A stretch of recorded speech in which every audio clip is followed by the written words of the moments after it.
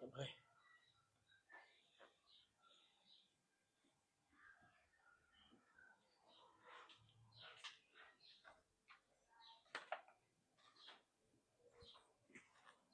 นี่ได้ไอ้นี่มันนั่งเฝ้าถ้วยแกงมันนู่นนี่จะกินข้าวนี่กะนี่มากินเนี่ยแล้วหม้อแกงมันนู่นนี่ข้าวยูโฟ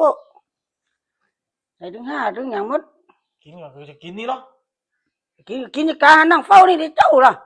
เข้าเหนียวกับมือแล้วนั่นกินกันกินกะอันก็ซื้อมาไว้จะกินนะกินอันกินนี่ เป้านี่ซื้อไหนมาซื้อบ้านเหนียวมัน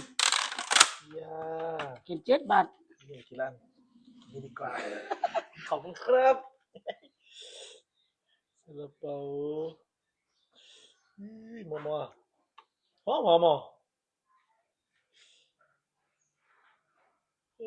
จะเก็บมานี่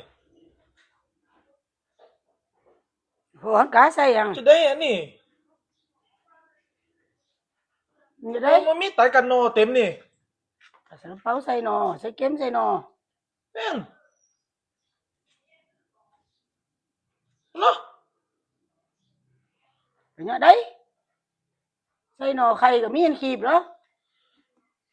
โอ้ยซื้อซาลาเปามายังซื้อซาลาเปาใส่หน่อมาอยู่ว่าเอาได้ก็กินกับบ่กินตามใจเด้อแกงมันนู้นกะทิใส่เป้าใส่หนอกะทิกินอย่างนั้นไม่ยากแล้วอิ่มแล้วฮะทำใจเด้อ